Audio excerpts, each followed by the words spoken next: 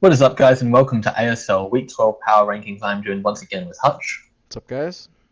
and I'm, of course, excellent name. So let's just get right into number 14 pick, where we have Demaster. Nice O12 team. He's in real danger of getting that crispy no-win season, and it's honestly scary for him. He's got to be going into this game pretty fearful because he will be the laughing stock of the league if he loses this one. That being said, it is against Cam, so it probably would be his most winnable game. He honestly has been playing pretty well, especially in the past few weeks. He's definitely been pulling out all the stops to try to get that win, and he's had some pretty close games overall. He just hasn't been able to edge them out. Yeah, no one up until this point has ever gone 0-13. And we might see it this year. Demaster is in that position where he could go 0-13. Hopefully not, because that would be a horrible title to have of worst I record want to see ever. it. I really want to see it, honestly. But yeah, Demaster, like you said, has been playing better recently, and he's going to be playing Cam in his final week. So if there's any game that he is going to win this season, I feel like it is next week. Yeah, I agree for sure. Cam at number 13 is hasn't had a win in pretty close to the start of the season. Like we've said every week, he's had a very good start, but it's just gone all the way downhill since then. He's hasn't shown to be able to compete with any of the coaches once they got the hang of their draft. I guess it probably would be, or he's just been playing worse. I'm not sure what the reason is, but I do know that he has a 3-9 record right now and absolutely horrendous differential, like -30 or something like that. It's worse than Demaster's differential. Yeah, so even though he has got three more wins to his name, he's got much worse differential, which is showing that his games aren't close. They're pretty much blowouts. So honestly, I think if DeMaster wins next week, I would even consider moving him above, just because of how how hard Cam's been losing in his most recent games. Yeah, coming into the season, I was really excited to see Cam. I mean, after 1-12 to start 2-2, that's pretty fantastic. But he played really well at the beginning of the season, and he since week 4 has really never put on a good showing except against me in week 9, in which the game that he won. It's just it's disappointing because he came into the season um pretty much the underdog. He was projected to be like 14th on everything, just because of his recent seasons. But he really started off well, but he's never been able to really replicate that performance again. And his record and differential have suffered because of that. Yeah, for sure. Coming in at number 12, another coach who performed pretty poorly last season and had a very promising start. He's actually on a 4-game lose streak at the moment, which is definitely disappointing to see. He was 4-4, gunning for the playoff spot originally, but he's just been getting blown up recently. Last 2 weeks he got 5-0'd. I'm not sure about earlier, but he's definitely lost 4 in a row, which is not a good look. He's definitely suffering a lot of bad momentum, and he plays a pretty solid coach next week in Keister, so I'm not sure if he's going to be able to pick up another win yet. And with all this poor momentum in the season, I'm not sure how well he'll perform in the consolation bracket either. Definitely disappointed to see him go on such a big losing streak. Yeah, so like you said, Shadow's been on a 4-game losing streak. I think 3 of those games have been 5-0 losses. So Shadow has definitely not been playing close games recently. He's been kind of getting blown out, and I think that's due to the fact that a lot of his easier schedule was towards the beginning of the season. But still, if you want to be a playoff team, you've got to be beating these playoff level teams. And yeah, his differential's been dropping tremendously. It was pretty decent throughout most of the season, but these 5-0s are really killing him. But For sure. still an improvement. Internet's being bad as usual. But yeah, coming into number 11, we've got Susie, who's definitely slipped, probably even more so than all of these other coaches, from a 5-2 record to a 5-7, is it, Yep. record now. He's gone on an absolute losing streak. He is still yet to beat any coach above the 500 mark. That were above the 500 mark when he beats them, and he just keeps on losing these games. It's just looking really bad He was eliminated from playoffs this week, losing to AZ. And he's just got really bad differential. He is 5-7, but he's got like a minus 16 or something differential, or maybe higher. No, it's minus 16. Either way, it's pretty bad differential, which just shows that even though he is able to take care of the lower ranked teams pretty easily, he just completely loses it when he fights competent coaches, and it just really showed in all of his most recent games. 5-2 to 5-7 is pretty terrible. Yeah, just to look at the fact that this recent week when he lost to AZ 2-0, this is the first game that he has lost this season that was less than a 4-0 loss. That is insane. He is getting blown out in all of his games, and the only win that he has that is over a playoff team is over TCP, but at the time, like you said, he was 2-4, and Suzy won that game on an 18.8% chance to kill, so he shouldn't have won that game. He should be 4-8 right now. But yeah, it's just Suzy was on an absolute tear. He was first in the rankings at one point, but that is the downfall of having your easier schedule first, because all of his easier opponents were first. That's how he was able to pick up 5 wins so easily. And then he got to the hard part of his schedule, and he never really proved that he should be in the playoffs. And quite honestly got destroyed every game. I mean, his differential speaks for itself.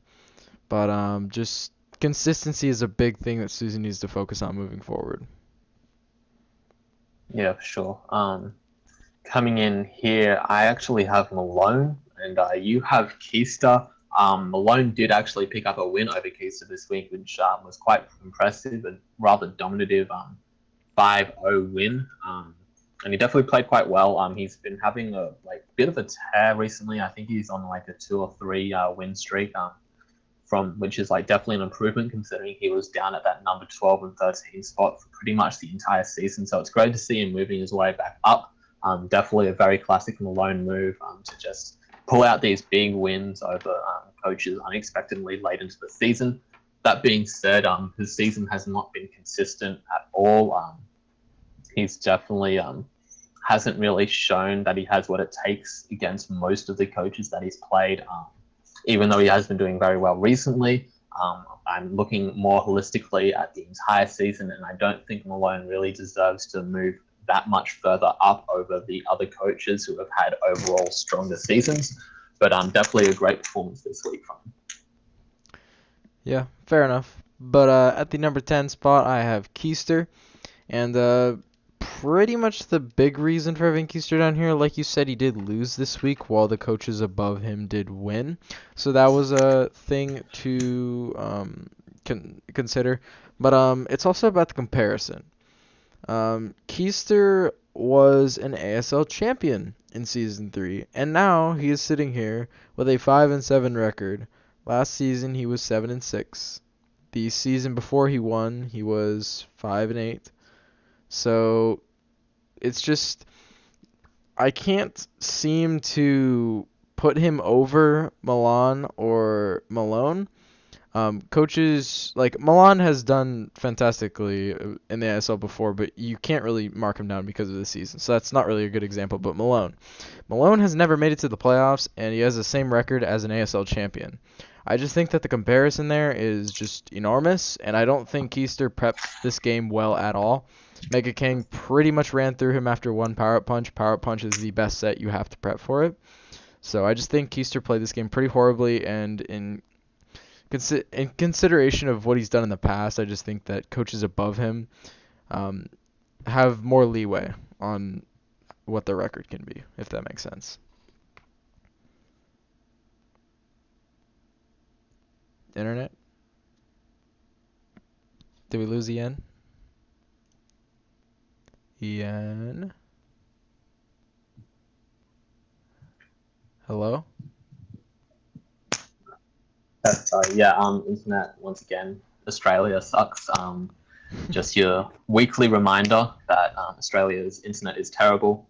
But anyway, I mostly agree with you. But you should keep in mind that Keister's game plan was memeing. He didn't even bring fighting coverage on his Lopunny. There was a bit of a misunderstanding, I think, about the severity of the memes they were bringing. So I think that does contribute to it a little bit. But anyway, coming in at number 9, we have Milan, who definitely seems to be getting into the swing of things now that he has changed up the team to fit his playstyle more.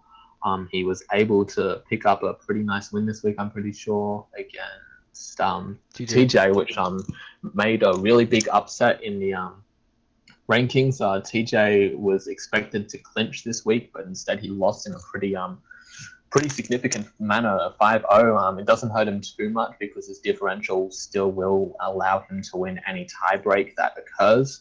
But what it did mean was that TCP didn't clinch off of beating me because he can still lose out if TJ wins and AZ wins, I believe. But anyway, yeah, it was a massive win for him, and he's like definitely showing to be that dominative coach that he has been in the past. Definitely a lot more comfortable with his team, so it's going to be very interesting to see how he does in the consolation bracket if he's able to take out the Titans as he has been this week and last week too. Yeah, so Milan is pretty much favored to win the consolation bracket, I'm pretty sure. But yeah, he actually destroyed TJ in that game, quite honestly. Nice 5-0 victory. And he really shook up the playoff picture, so now it's a lot more interesting. Some more things can happen. And yeah, he's performed well with what he's had. He's not usually a more offensive player, which is why he probably doesn't like having Coco and Memo. But, you know, he's making do with it. He even beat a playoff team, so kudos to that. And yeah, I'm very excited to see Milan in the next season where he gets to draft his team and start at a 0-0 record. Yeah, for sure. Definitely agree with all that. I would say he is the favorite, but of course, there's 3 teams gunning for playoffs right now. One of them will drop, so that's going to be a very interesting final should it end up turning up like that. But anyway, number 8, we have our opinions flipped from 10 pretty much. I have Keister, and like I was saying before, I feel like this season has been overall more consistent. Definitely still a very quiet one, but he has beaten quite strong playoff teams in the past. This game, even though he did lose pretty horrendously to power up Kangaskhan, it was, in fairness, pretty clear that he was memeing. No fighting coverage on Lopunny is like obviously pretty much a joke. I don't think Malone played Kangaskhan particularly well trying to set up on a Mega Lopunny. He definitely banked on the fact that he didn't have fighting coverage and it worked out for him. So I don't think this game is necessarily a big enough indicator for you to drop Keister all that much. So I did decide to keep him pretty much the same spot that I had him last week. Pretty close to the top of the echelon, and he's definitely going to be a start in the consolation bracket. Fair enough. So here I have Malone at number 8. And like I said earlier, Malone has a lesser of a track record than Keister, so I just felt that that comparison was a little bit better. And Malone has had a better season, in my opinion, than Keister.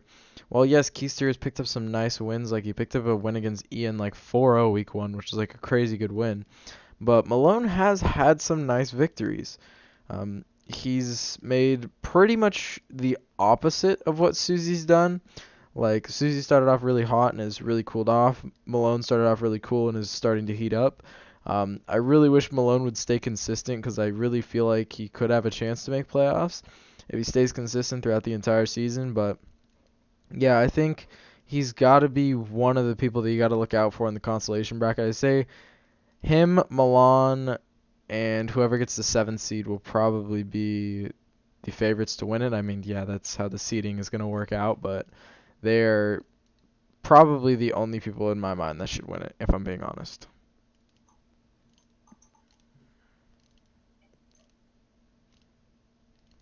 Yay, internet? Test. We good? Yep, All we're right, good. cool.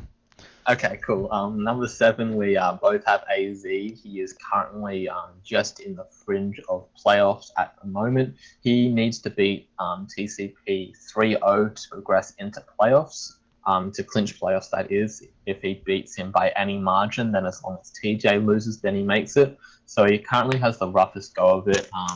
The win that TCP got over me this week has made it a little bit more difficult for him, but not too much more so.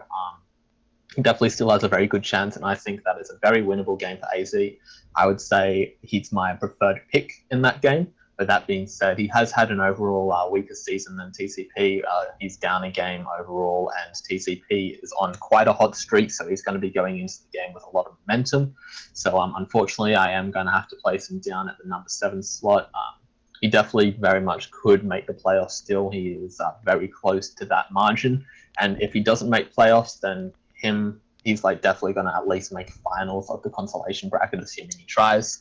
So yeah, definitely a very solid coach with a solid performance throughout the season, and it'll be interesting to see his match against TCP this week. Yeah, so pretty much there's no real reason to put AZ anywhere higher. I mean, he's not in the playoff bracket on the standings, and you know, everyone has a better record than him besides TJ, because TJ lost this week, but TJ's differential is astronomically higher. So it just makes sense to put AZ down here because, like you said, he has the hardest way to get to the playoffs. It is definitely doable. It is 100% doable. Not saying that he can't do it, but it is the hardest out of the 3 remaining coaches that have not been eliminated or have clinched. Yeah, sure. Coming in at number 6, I have TJ, and he's definitely got to be scared right now because if AZ wins this game in any fashion, then he's going to need to beat Ian, which is another top playoff team. And I'm not sure how hard Ian plans on trying because Ian has already clinched. But that being said, that it still will be a very scary match for him playing against a very strong coach. So I think TJ is the next most likely to be eliminated despite his high differential. Obviously, his high differential is going to give him a much better shot at it because he can go 7-6 and still make the playoffs just off beating AZ's differential. So yeah, that'll be the other must-watch game for sure. Him versus Ian will be great to see this extremely tight race. Probably one of the tightest in ASL history. Maybe last season would have been a little bit tighter. Not really sure. Yeah, there's a lot of ways to determine where I should put TCP or TJ, but I'm going to go based off the fact that TCP he hasn't had the most consistent season. While yes, he has won like 6 games in a row, that is not consistent because that means he started out 2-4. He was like teetering around like under 500 for pretty much the first 6 weeks of the season, and then he's been playing really well recently. Yeah, he's got some nice victories. But still, TJ's just been more consistent. He's never really dropped below that 500 margin, I don't think at all. Maybe he went 1-2 to start off the season, but he gained momentum right back, and he got up to like 4-2 at one point, and he's been really just making his way up. I don't think he had a very good matchup against Milan, and I don't think he played that great either, but he didn't have a good matchup, so it definitely didn't serve him justice. But I just put TCP down there because, in my eyes, they have equal chance of being eliminated from the playoffs. They both have 2 scenarios where they get in, they have 2 scenarios where they get in, and 2 where they get out. I'm pretty sure, something like that. But yeah, it'll be interesting to see how this race continues. But regardless, midway through the season, we thought TCP was going to miss out on playoffs indefinitely. And now to see him at an 8-4 record is pretty spectacular. So props to you, TCP. Yeah, for sure. I put TCP at number 5, and don't get me wrong, I think his win was fraudulent. All smoke. No, I'm joking, mostly. But but yeah, his higher record and definitely a very strong dominative streak has showed that currently he is the better player than TJ. TJ has definitely had a much more consistent season, like you said. But Hartford Whalers have got probably overall more impressive wins and just a higher win streak, higher amount of wins. So that's just going to be just enough to edge him over the. I honestly, up until last week, still thought that he wasn't going to make playoffs because I thought he'd lose to me and then probably lose to AZ. That didn't happen exactly how I planned it because of the Focus Blast miss. But he still did prep phenomenally well. That's definitely his strongest suit as a player, and it worked out for him. And if he can bring that same kind of momentum and the same kind of level of prep into his game versus AZ, then that's definitely very winnable for him as well. So I think he does have the slightly higher chance overall, just because he also doesn't play a team that's locked for playoffs. that Locks for Playoffs team is overall stronger than AZ. So it is a theoretically easier matchup, even if Ian doesn't try. Yeah, so got TJ here, and I pretty much gave a lot of my reasoning as to why I put him over TCP. Mainly just consistency and whatnot, but I mean, TJ does play a very tough opponent in Ian next week, so that'll definitely be interesting. And if TCP and AZ haven't played already, that'll decide playoffs. And if TJ and Ian haven't played yet, then like AZ and TCP will decide some playoffs. So those games are gonna be really hype. Yeah, for sure. So anyway, coming in at number 4, we both have Ian. Ian and you are actually tied in both record and differential, so it's very difficult to decide who gets the spot above. But I'm going to give it to you because Ian has to play a playoff team and you have to play Susie, who is currently in 11th on the power rankings, which is definitely not a good spot. And honestly, you both have been memeing like all season about how good that matchup is for you. Realistically, you should win that game pretty handily, whereas Ian's going to have to be fighting TJ, who's going to be playing his absolute heart out to try to make a playoff spot. So I think even if you both pick up the win or you both lose, I think Ian is more likely to lose or win by a higher or smaller margin, just because of the strength of opponent and strength of matchup. So that was kind of the main differential that I did to change. Overall, your seasons are both just far too close to compare, like to make any differences from. Yeah, so I also have Ian here, and yeah, pretty much the strength of schedule going on is very true because I will play Susie, which is Zard Y annihilates his team, and Ian will have to play TJ, which TJ is terrified of choking this playoff spot, so he's definitely not gonna be memeing, I'll tell you that. And yeah, so there's just a higher likely chance that I finish with a better record, record or differential, and I have beat Ian earlier in the season, so that's also a tiebreaker that you can call it. That's why I'm ahead of him in the standings. That's the only reason I'm ahead of him in the standings, because we're both 8-4 with a plus 18. But yeah, so pretty identical seasons, just I have the edge in a little minor categories. Yeah, for sure. And coming into the 2 bye teams, we have pretty much no changes. Even though Gran did win 5-0 and I lost 1-0, neither of us really felt like that was enough of a reason to move things. He did win 5-0 versus Cam, which makes it nearly impossible for me to clinch the first seed because I would need a 6-0 and he would need to lose 6-0, which unless there's some collusion going on, it probably won't happen. Just being realistic. But honestly, just because Gran took over partway through the season and has also got 2 losses were all of his, he just hasn't shown to have quite as strong a season as I have. So yeah, I think he's 3-2 right now, technically speaking.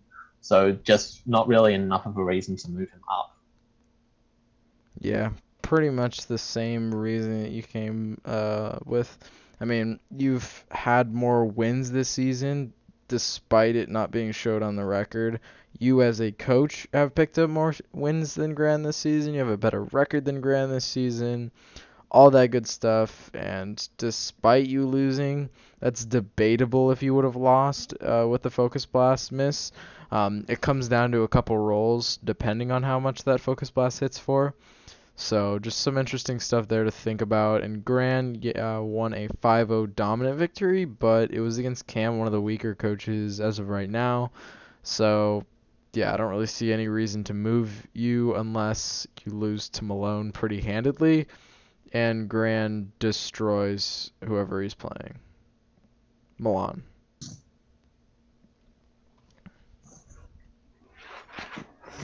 Test. Yep, good to go. Test. We good? Hello? We're good? Hello. Okay. God damn. This is very unprofessional. It's like the worst it's You ever know, if been. you want to help me get into better internet, make sure to click that sponsor button down below, and Exactly. any money will go towards buying better NBN connection. But in all seriousness, yeah, put myself at number one. Very similar what you said. There just really is not any reason moving me down. That focus blast would have killed after poison damage, by the way. Hmm. It was very much in my favor on that roll. But in fairness, I should have, like, I had a lot of outs and I didn't play them properly. I didn't play super well that game.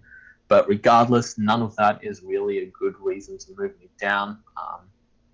Just because I've had a very strong season and Graham has had a slightly less very strong season. All So right. I think that wraps it up. Yep. All right, so yeah, thank you guys all for watching Week 12 Power Rankings. Make sure to tune in for Week 13 Power Rankings, which will basically just be determined by the seeding, honestly, you know.